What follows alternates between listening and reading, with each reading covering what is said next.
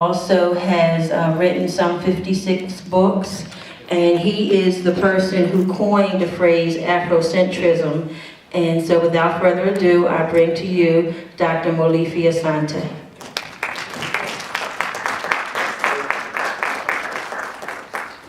Thank you. Mrs. Thorne has also made me bigger than I am, but thank you very much. I was former chair of the department. I was the founder of the PhD program at Temple in African American Studies. I am now professor and director of the graduate program. And it's 47 books instead of 56. I'm gonna get 56 though. I'm working on it right now. In fact, I did bring a copy of one of my latest books, which is Egyptian Philosophers, Ancient African Voices from Imhotep to Akhenaten. And I want to say thank you so much, Ms. Thorne, and thank the Cheyney family for an invitation to be here tonight and to discuss a topic that I think is extremely important for the future of intellectual development in this country and in fact around the world, and particularly in Africa.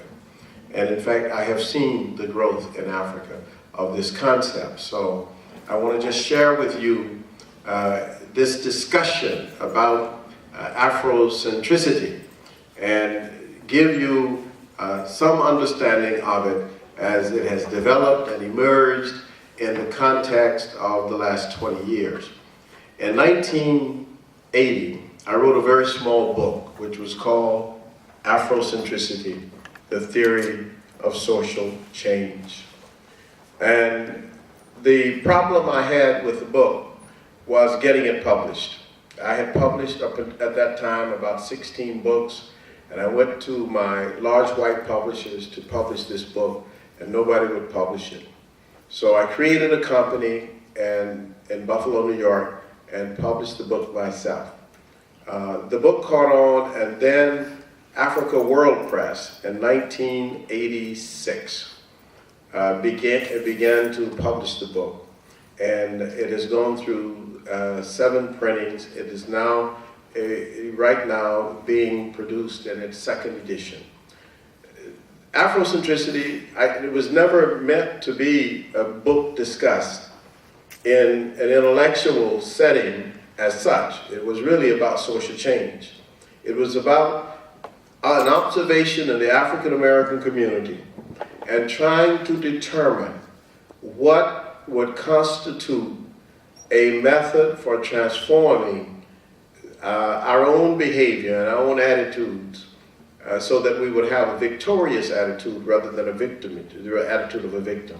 That was basically what that book was about. And I call it a lover's book because it was written out of my love for the African community in the United States of America. And I intended, in writing Afrocentricity, to speak profoundly to the questions that I saw on the streets of Buffalo, New York, and New York City, and Philadelphia, Chicago, and Los Angeles. And looking at the situation of our community, I wanted to try to deal with that. And what I observed in looking at the African community was that most of the significant thinkers in our tradition had already looked at the issues and had basically come to the same conclusion. But they gave different prescriptions for dealing with the problems that we confronted. I won't need to go through all of these certainly for you, but just as an example, we had Booker T. Washington looked at the situation and said, well, people are just coming out of the enslavement, needed to have something, and fundamentally what Africans needed was an opportunity to learn how to educate their hands and their hearts and so forth. I mean, that was a prescription. And Elijah Muhammad looked at the situation and said African Americans are in a bad way, and the way to deal with this is for African Americans to create some sort of institution that's going to be self-reliant, that's going to be based on a religious mythology. And he went out to create that. Marcus Garvey looked at the condition and he said that racism was a permanent factor in the American society, and that you would always have white racial domination in American society. So the way to deal with that is to create institutions that would also be self-sustaining, but the African had to be taught that he or she was African and that that was fundamental. So these were different solutions. It's out of that kind of tradition, even when we look back, for example, and we look at Mary McLeod Bethune, whose aim was that we needed education, that we need to go out and create institutions of education to have social uplift of our communities. These were all responses to basically the same problems that we confronted in the American society.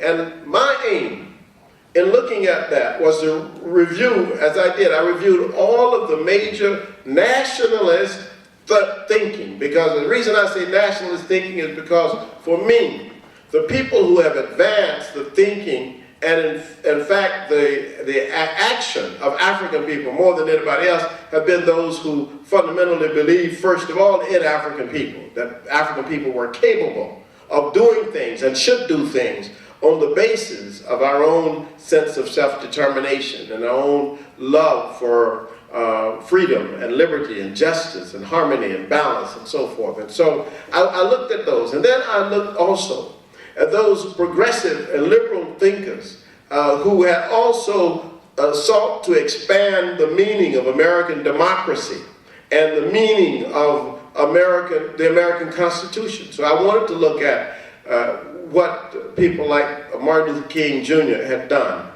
because that to me was significant and important, and you want to see that expansion.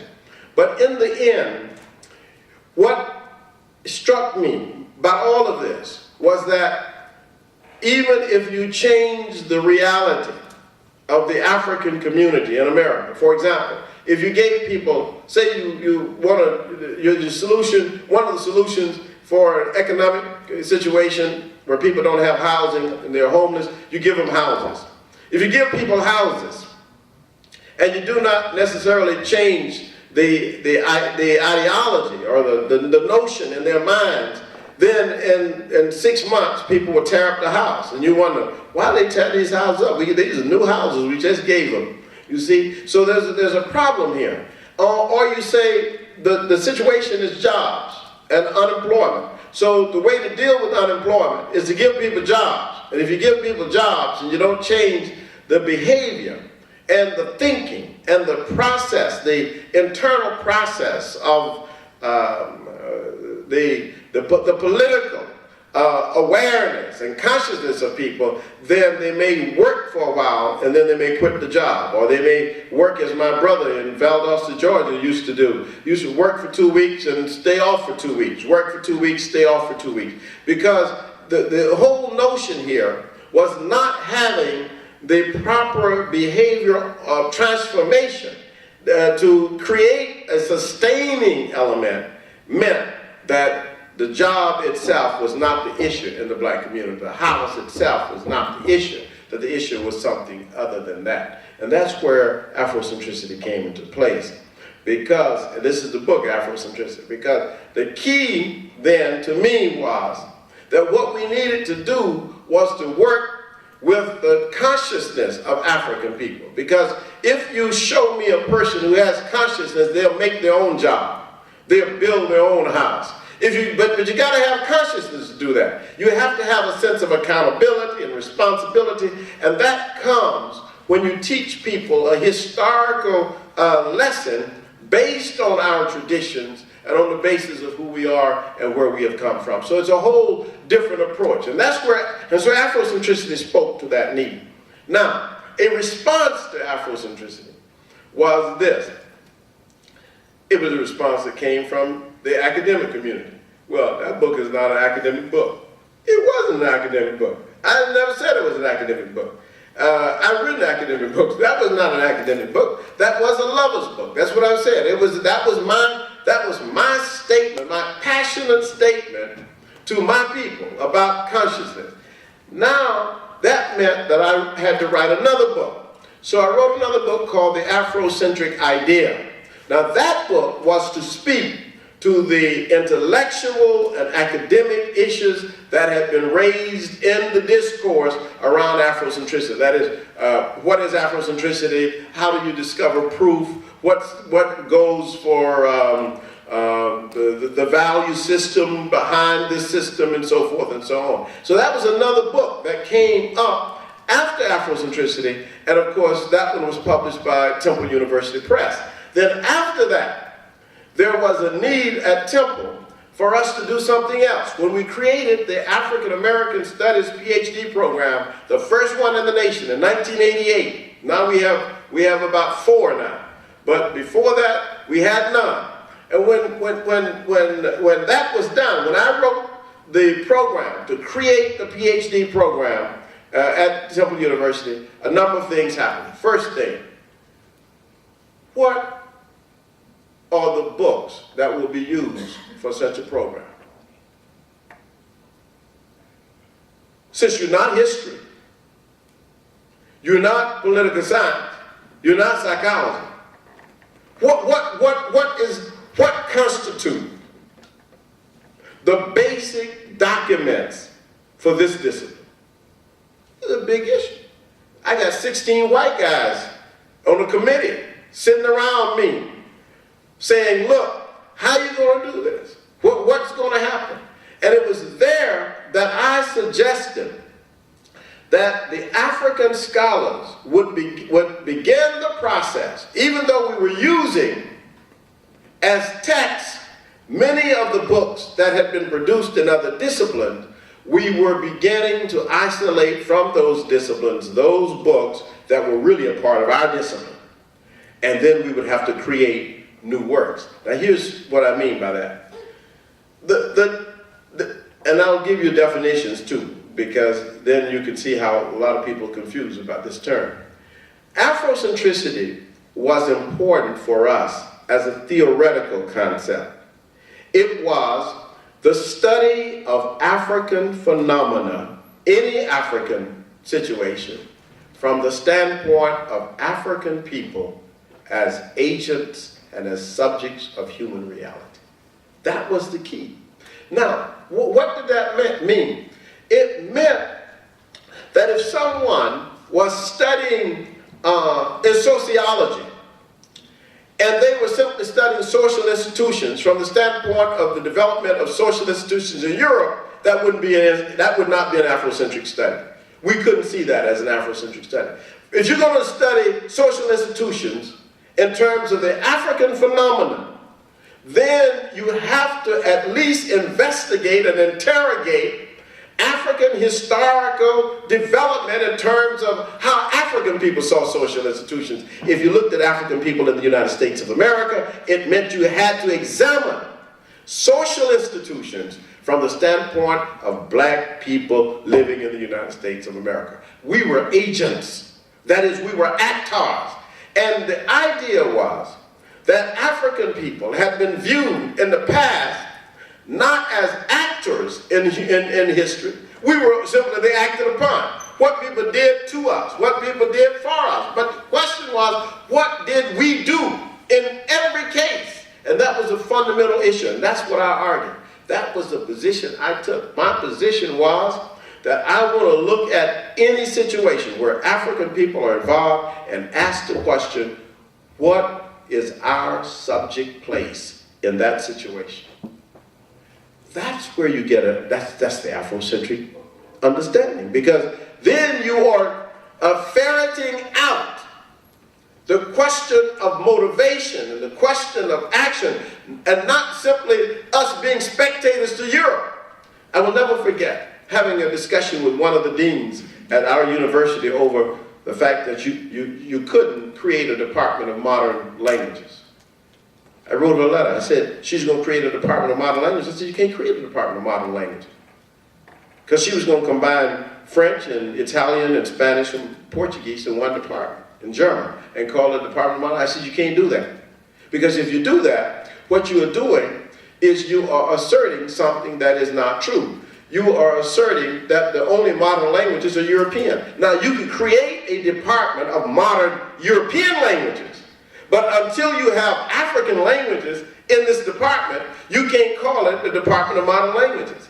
And this is a fundamental issue, you see. And the Afrocentrics are very keen on these things. People say, well, y'all always deal with language. Yeah, we deal with language because we understand how language develops reality and creates conceptions and perceptions, and people operate on them as if they are real. So you have to check people when they say things like this. So we had this big discussion, and she didn't understand it, but she never created the department because I kept forcing the issue. I said, you cannot create a department and call it a Department of Modern Languages and not have any Asian languages and any African languages in that department. You can create a Department of Modern European Languages. And she didn't want to do that. She didn't want to call it that. Because Europe always assumes that it imposes itself as if it's universal. And the idea behind white triumphalism has been fundamentally in the American society that whatever the space is, they take over all the space. So you have no space. And the Afrocentrists have become the great opposers of that particular ideology, where you have a notion that if you're talking, for example, about the Continental Congress, let's take even before that, you're talking about the Declaration of Independence. The Afrocentrists asked the question about the Declaration of of Independence. We asked the question, where were the Africans? There were Africans present. These guys who came to Philadelphia from all around the colonies, they came with their black servants and are slaves, enslaved Africans. They were cooking for them. The people were tending to their horses while they were inside talking about what they were going to do and how they were going to develop. And even when they started the Constitutional Congress, they were discussing, and the black people right there. My question is, what did our people think? And if you don't know, if you don't have any document for it, speculate. That's good science. You can create a theory. And I can create a whole lot of theories about what black people were saying when they were hearing Thomas Jefferson. What the cooks were talking about in the kitchen. Listening to the white guys talk about what they're going to do about freedom and liberty. And so the Afrocentrics it doesn't mean we're not interested in the issues that confront the European. We're interested in those issues. But we are also interested in our own agency. What subject, place is it that you can look at the African person?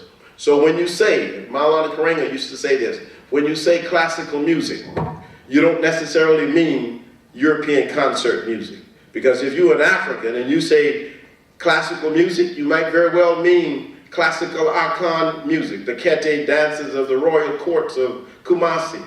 You might mean John Coltrane in the African-American context. There are a whole lot of things you can mean when you say classical music. But what Europe has done is to impose this notion that its concept of the classical is the only concept of the classical.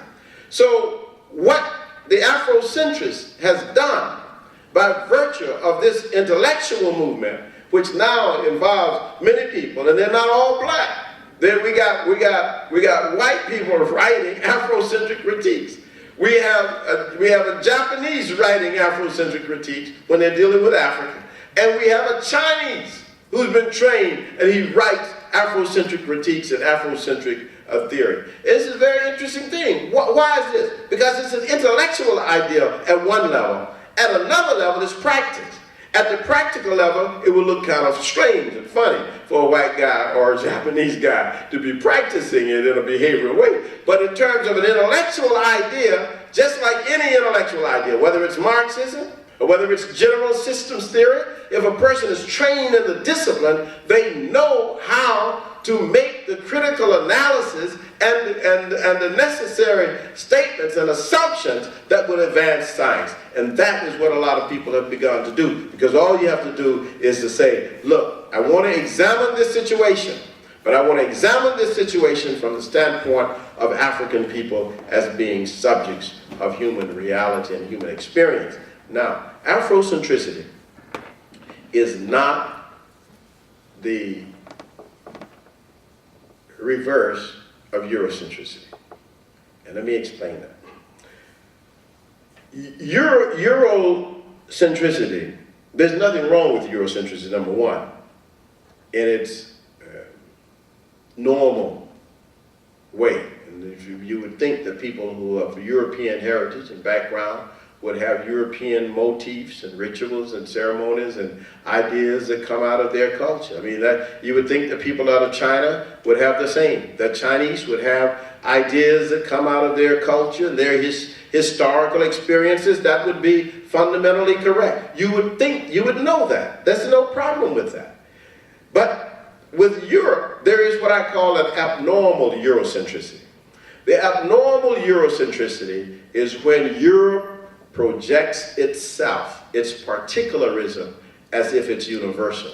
That's what I've just been talking about, the taking over all the space. You see, that's the problem with Eurocentricity, is the abnormal part. There's no problem when you people normally coming out of European heritage and they relate to their European culture. That's legitimate. What's not legitimate is for you to assume, for you or me or anybody else to assume that your particular reality is somehow universal and the whole world should march by your standard. And that's what Europe has done in everything, whether it's in dress, whether it's in science, whether it's in medicine, everything. I mean, the best medicine in the world is Western medicine.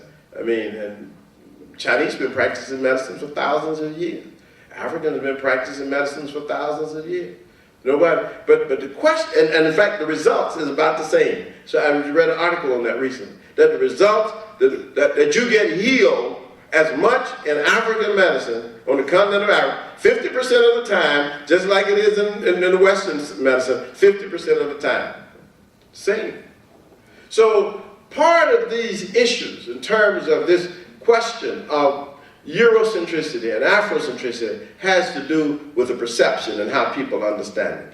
Now, I want to go to another level, but I just want to, this is very important that you understand this because the debate is raging. This word Afrocentrism, by the way, Ms. Thorne, is not one of my words. I don't use Afrocentrism because it's what they use to attack me. In other words, the people who use Afrocentrism created this term to see it as some religion. That's what their idea was. We got Afrocentrism. I've always, my books say Afrocentricity, because Afrocentricity, as a theoretical idea, was a proactive intellectual concept that had as its base nothing more than the use of our language to show in every situation African people as agents and as subjects. Now, why would that be difficult for people? Why do you think we have so much resistance? Because I'll tell you why.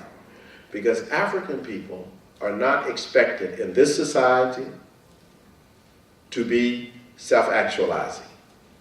In fact, you can create Chinatowns in every city in America. But if you created an Africa town, people would say you're separatist. Now, why would they say you're a separatist if you create an Africa town, but they won't say you're a separatist if you create a Chinatown? It's because of the historical placing of African people in an inferior position to say that African people cannot be separated from Europe. And that the logical position for the African person is not to think of himself or herself as an agent, as an actor on the stage of human life, but as some appendage to Europe. And if you don't see yourself as an appendage to Europe, then you become dangerous, because you're getting off the plantation. There's a whole plantation mentality. And the fundamental model in the American society for the African's relationship to white racial domination is the relationship of the plantation. That's the fundamental model. It's not the modern factory or anything. It is the plantation system. And this notion of us as not being capable of projecting our own mythology, our own sense of our own motifs, our own rituals, our own ceremonies, but we have to be somehow connected on the fringes of Europe, creates a situation that when any African person, whether it was historical, like in the case of Blyton or Cromwell or Delaney or Robert Camel or anybody like that, if they even suggest some movement away, then you create problems, fundamental problems in the Western world.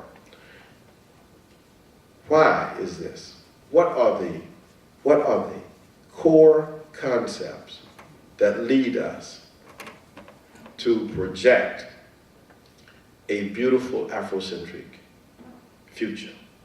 I'm telling you what they are, because I'm a tremendous optimist, and I see it all over the world. Not long ago, I was in Ghana, and I was talking to some people in Ghana at the Du Bois Center. Actually gave a lecture at the Du Bois Center in Accra on the future of the African gods, and later had discussions with some of the leading traditional priests regarding the future of African thinking and African thought. And I could see right there that there was a tremendous development going on in their minds about how we need to project African culture even on the continent. I saw this when I talked to Kofi Asare Opoku, who's from the University of Ghana, Ghana, who's a visiting professor here at Lafayette College. Talked to him, one of the great philosophers of our day, about this whole tradition. He says, look, we have needed in Africa for a long time something that we didn't know what to call it. We didn't know how to deal with it. But this notion of Afrocentricity has given life to many intellectuals in Africa. In fact, Moyisi Majeki, a professor of law in South Africa, has now just written a very brilliant article on the question of the relationship of women to men in South Africa, based on a whole Afrocentric approach to reality. So there are a lot of things that are happening around the world, but we are not out of the woods yet. And the reason we're not out of the woods yet is because the structure of knowledge in the Western world is based entirely on white domination. Even at some of our African American institutions, not this one, because I don't know this one, but at some of our institutions, the whole structure of knowledge is based on Western domination, and you can't escape it. I want to give you a few propositions. I won't be long, then we can have questions. The key to this goes like this. In the Western world, they argue that philosophy is the highest of all the disciplines. In fact, there have been a number of books dealing with philosophy, meaning that many of the other disciplines come out of philosophy. But the only people in the world who can create philosophy are white people. There are no people, when you start talking about philosophy, you're talking about white people in the Western world. And so consequently, if you talk about the history of philosophy, you're talking about the history of philosophy in Europe. And look at this. They don't say that Native Americans could do philosophy, because Native Americans could have stories, but they can't have philosophy. They can even have myths, but they can't have philosophy. Africans can have religion, but they can't have philosophy. No philosophy. Because philosophy is reserved for the highest brains. And in the Western world, they say those are European people. Only Europe can have philosophy. So everybody else, even ancient Egyptians, Africans in Egypt, the Western world said in Egypt they had wisdom literature, but they didn't have philosophy, because philosophy is Western, is European. Now, this is a structure that puts you in a box. Let me show you what I mean by it. First of all, the word philosophy is probably, it comes to English through the Greek, but it's not a Greek word. We get it from the Greeks into English, but its etymology is beyond Greek. In fact, if you read the dictionary of etymology, it says that philosophy, the two roots, follow and Sophia, that follow, and which we normally say means brother of or lover of, like Philadelphia, follow, and Sophia, which means wisdom, that neither are found in the Greek. They come from somewhere else. In fact, what they tell you is unknown. The origin is unknown. In the Greek dictionary, it says the origin of Sophia and the origin of follow, unknown. And I always tell people when they say unknown, you have to look to Africa. When the European says something is unknown, what it normally means is they have looked in European sources and they have not discovered it. That's when you go to African sources. When you go to African sources, what you discover is that, for example, the roots like Sophia, meaning wisdom, is related to the ancient Egyptian Medo-Netia word Sebo, which means the wise. You see, you get Sebo, Sophia, Sufi, all from the same African root. But it's an interesting thing that even if we beyond just the name philosophy, the lover of wisdom, even beyond that, we get to the source of this construction that they have created about philosophy being the greatest science and the greatest discipline, and ask this question: who were the first philosophers? Then we run into a problem, because they have given us this notion that the first philosophers were Europeans. And so I did my research, wrote this book, The Egyptian Philosophers.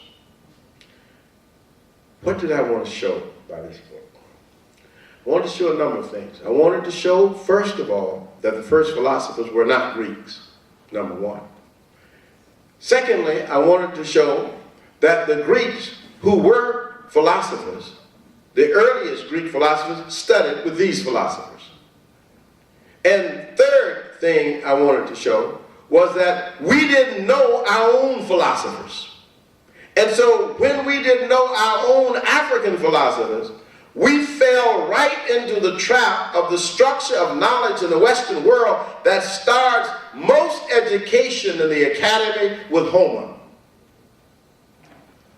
Now, what is the date on Homer? 800 BC. 800 BC. The first African philosopher, Imhotep, lived 2700 BC. 2,700 years BC.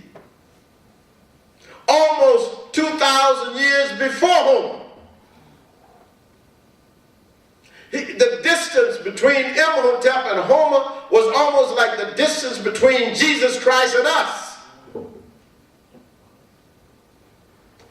And yet, what the Western world wants to do is get us to obliterate 2,000 years of African history and come with them and start all education with Homer and the Iliad and the Odyssey.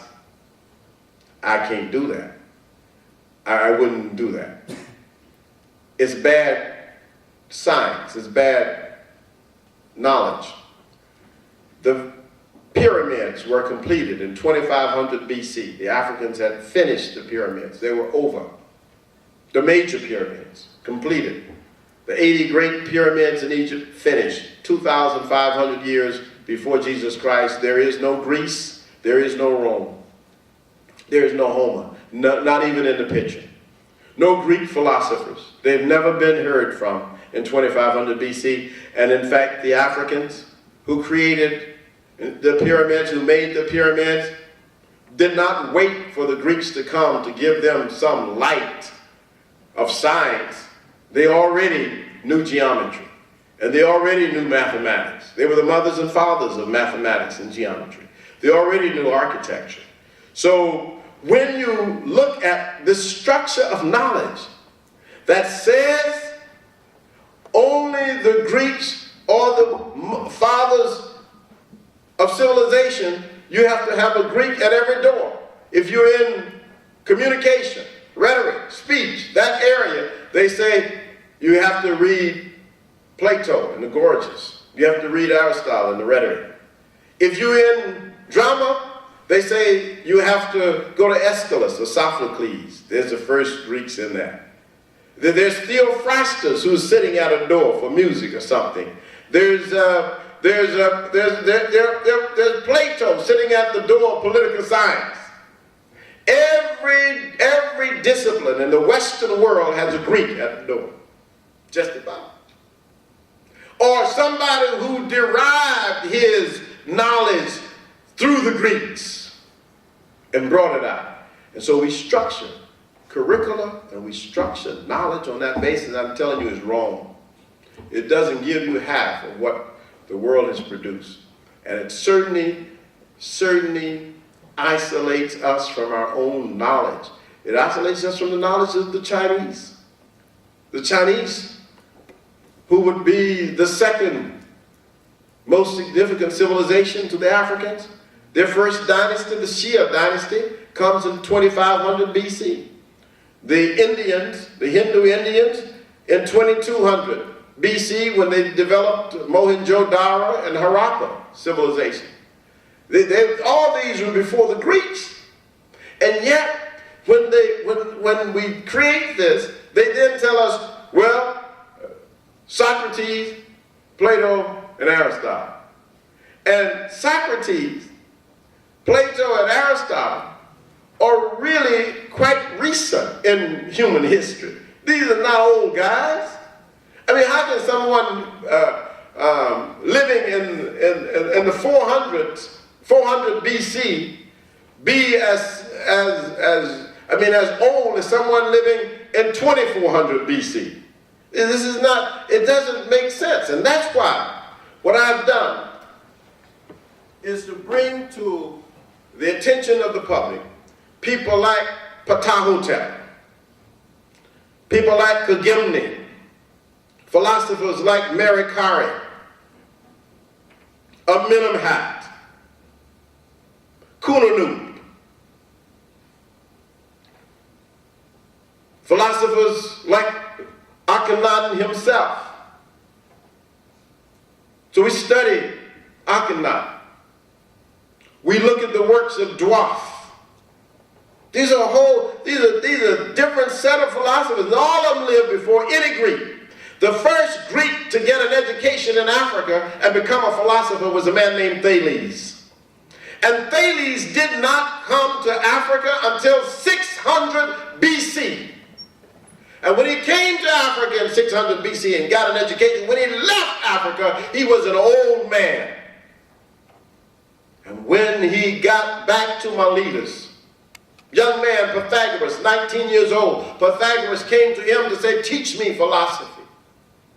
And the old man, this is according to Plutarch. Go get the book, Plutarch Lives. Plutarch says that then Thales said to Pythagoras, you must do as I have done and go and learn philosophy from the Africans. And Pythagoras took him up. And he went to Africa and he spent 22 years in Egypt. And then he came back, and we all know the Pythagoras, the theorem, Pythagorean theorem. But that was after he had studied in Africa. The second Greek philosopher was a man by the name of Isocrates. Isocrates came after Thales and Pythagoras, about the same time as Pythagoras, and Isocrates says in his book called Bucerus, he says that I learned philosophy and medicine in Egypt. So if he learned philosophy, who did he learn from? Philosophers. If he learned medicine, who did he learn from? Scientists. People who taught him. And there's no way that we need to have the wool pulled over our eyes forever. I mean, that's why it's important. When I talk about the subject place of African people, That's why we have to be actors and agents and get this information ourselves and find out what are all of those missing gaps. How can you talk to me about human history and leave outside history the majority of human time? You can't do that. And we can't allow people to do that no more. And so when I look at this box, this construction of knowledge, I see how it constrains us. And so we are forced into this particular adulation. That's what I call it. Adulation and admiration of Europe. It is the one thing that holds white racial supremacy in place. If you do everything else, even if you have T groups, and sympathy groups, and sensitivity training, and even if you talk all kinds of talk with people and create all kinds of political ideologies and alliances and all that kind of stuff, if you don't deal with this question of how knowledge is structured in the world and what goes down as being significant knowledge, because you're talking about the creators of that knowledge. If you don't deal with that, you have not dealt with the mental problem that Europeans have. And that problem is that they're smarter than anybody else in the world. Whether you're a Native American, Asian, Latino, African, they think that nothing. No, you have to bow at the feet of the Greeks. And I refuse to do that.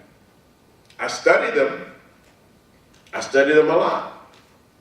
But I study them because I know that beyond them are the African philosophers. The teacher of Solon, the giver of laws in Athens, was Sonchis, the African, you see. Even Martin Bernal, when he wrote his book, Black Athena, says that the word Athena, that Athens, the word Athens, Athena, that Athens itself was African. That's why he called his book Black Athena, because he was trying to make a point that what the Greeks got, even the name of their city, Athens, was an African name. Black Athena. That's what he calls it. Well, go get the book. It's very important that we begin to dissect very critically this in order for us to understand how we got to this place where we are now in the United States of America. We did not come here as slaves. We came here as Africans. We were farmers, merchants, members of royal families, teachers, priests, potters, musicians, soldiers. We came here as Africans and we were enslaved when we got here. And the Africans who were enslaved in this country created a situation that produced some of the most noble individuals the world has ever seen, right here. And the nobility of the African American has never been questioned around the world. Nobody questions the nobility of the African American. They cannot. Because in 1865, when we were freed from bondage, without anything, with nothing, no shoes, no shirts, no dresses, nothing. We were, if they had television back in those days, it would have been a refugee situation worse than Bosnia. People would have been trying to figure out, what can this ragtag group of people do? The people are sick, ill, no homes. We had no homes. Nothing. No money. Nothing. African Americans, remember this. 4.5 million people having worked for 250 years in this country for free were just released, turned loose. Okay, you're free now, you can go. Go where? With what? Let me tell you something. A student of mine, Wynn, at Temple, came to me and said, Dr. Asante, you know America is a great country. And I said, Wynn, do you know how it got great? It got great on the backs of millions of African people. who worked in this country for free for nearly 250 years. And I said, if you understand this, Win, you'll understand a lot about how America got to be a superpower. Any country that had millions of people working for free for 250 years would itself have created a material foundation and basis that would launch it as a superpower. I said, if this country had not had Africans working like that for so long,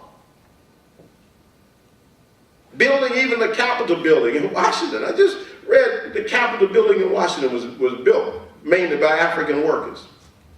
If they didn't have all of this and had to pay people adequate wages, then America would be just like Mexico or any other country.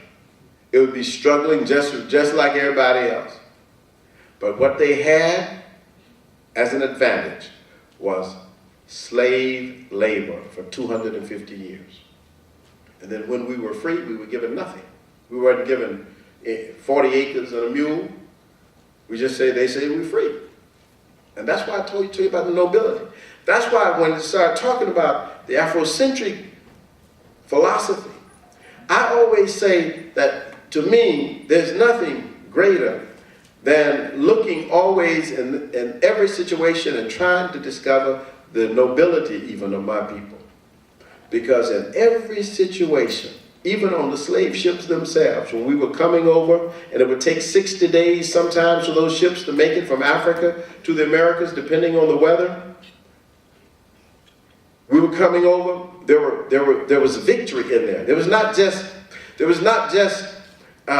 victimage. There were times of resistance.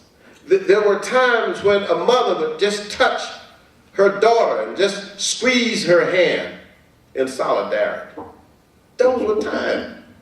There were times on the slave ships when an African man would look at his woman and there would be this bond of resistance and resentment against those who had kidnapped them. That was on the slave ship. They had those situations. So I don't look at the situation of my experience only in the terms of victims. I look at it as the victorious conquest of a people of great nobility. Look at this. Booker T. Washington was in his early 20s when he built Tuskegee. I mean, 21, 22 years old, gonna build a college. I'm gonna build me a college. I know some of y'all out here thinking y'all gonna build y'all one too, but you should. He just say, I'm gonna build me a college, right? Why not? You had this incredible energy.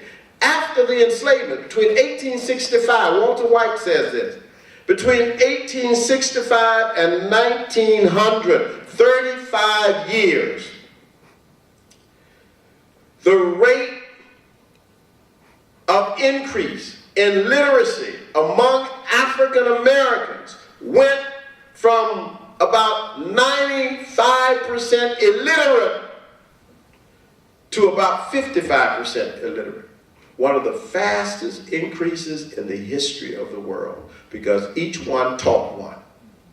And they didn't necessarily, you just learned how to read. People just learned how to read. They said, okay, I'm gonna teach you how to read. Look, we can learn this. It was an incredible spirit. Over 100 colleges were set up by African people right out of slavery. 100 colleges, they probably just got up to 100 colleges in the whole continent of Africa now. The energy, the tremendous energy, and why and how did this energy, where did it come from? It came from the fact that this group of people who represented a combination of 100 different African ethnic groups, because that's who we were. We were not just Africans. We were certainly not African Americans when we came here. We were Asante and Fanti and Ga and Ewe and Ibibio and Efik and Serer and Wolof and Mandinka and Manikongo, Hausa. We were 100 different African ethnic groups in this country. Nobody stepped off a boat and said, hello, I'm an African American.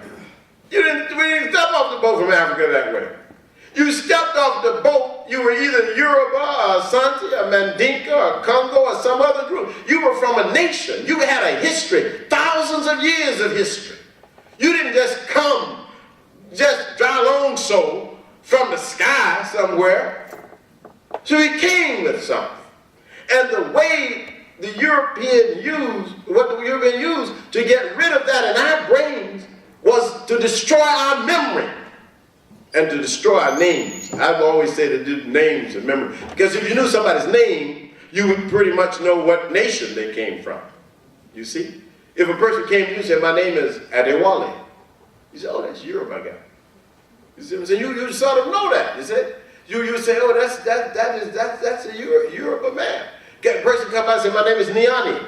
You say, oh, it's a Mandinka guy. You see? Person says, my name is Bofa. You say, oh, that's the Akan name. You know the nation by the name. So the first thing to do to make a slave is to destroy the name. So you get off the boat and you say, the woman says, my name is Tobala Yefa. And they say, well, I'm going to call you Lily. Man said, my name is Omawale. They say, well, I'm going to call you Bill. And after 100 years, we forgot who we were. No longer connected, you see, to those traditions. And consequently, moved off of terms. I use this concept a lot in my writings. The idea of the African being moved off of terms, like you're on your own terms, and someone comes and move you off of terms and put you outside your own terms and got you operating on their terms as if their terms are your reality. And you even would defend their reality because you're not on your terms anymore. You're on their terms.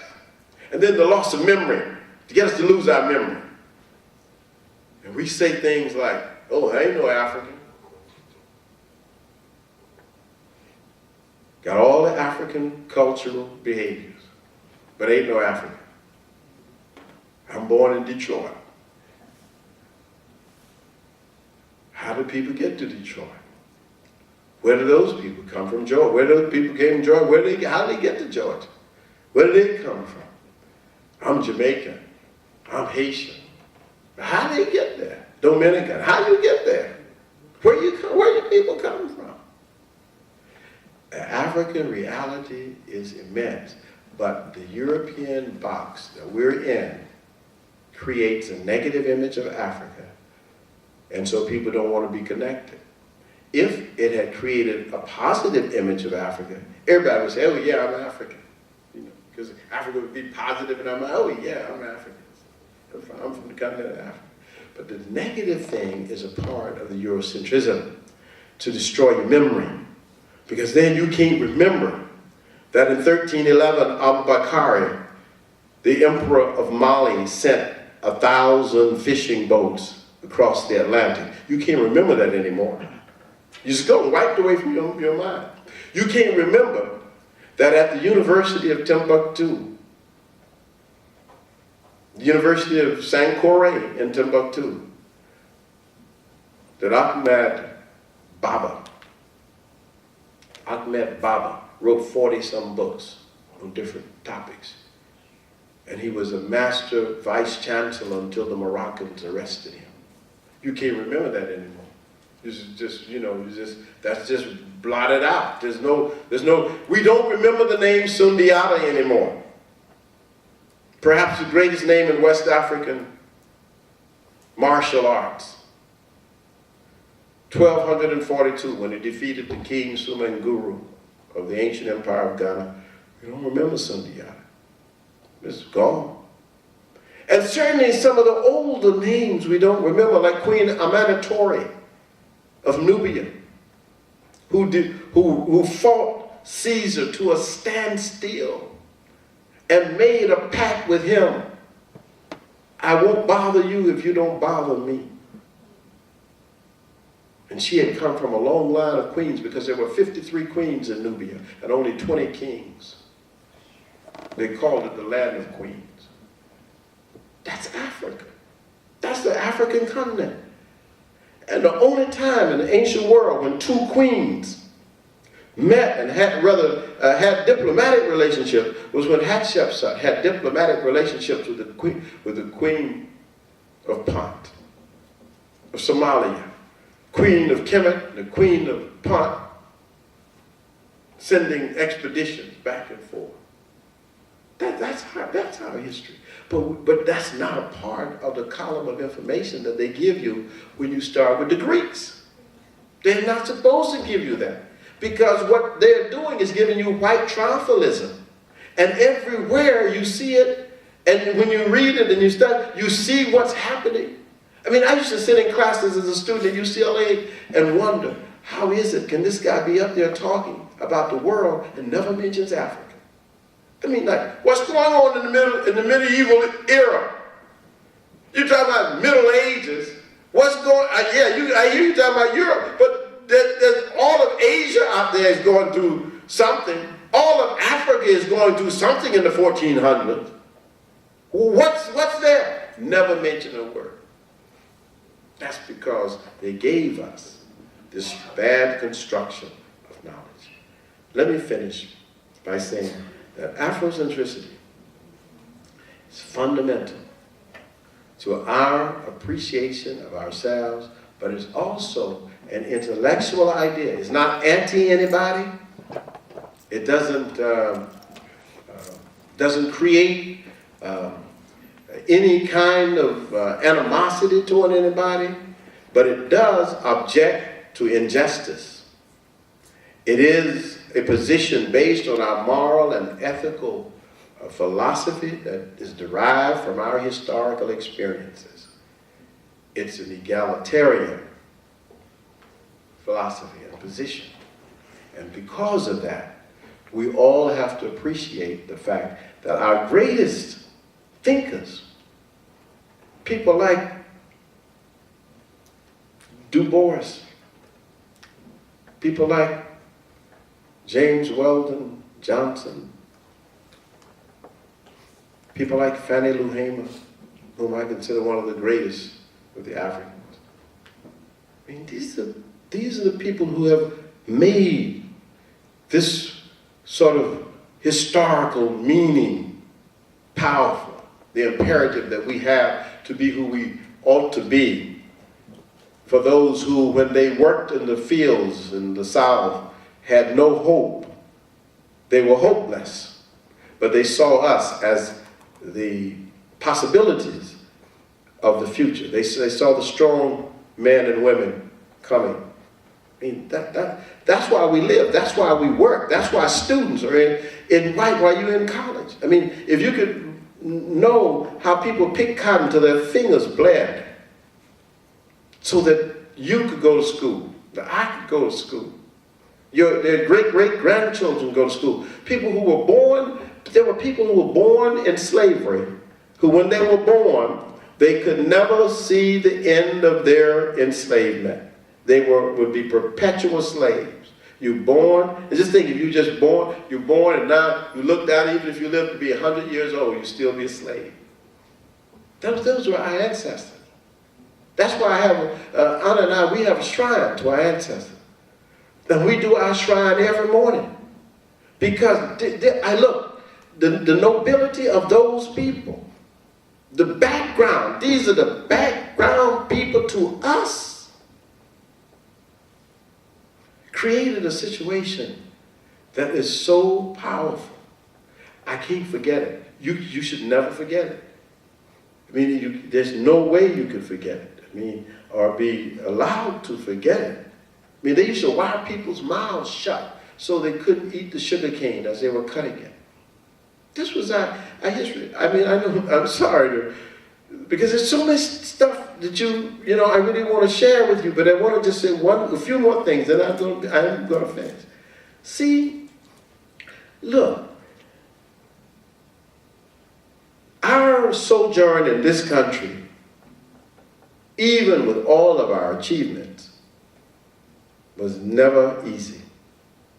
And in fact, if you look at the slavery situation itself, it was one of the worst periods in human history.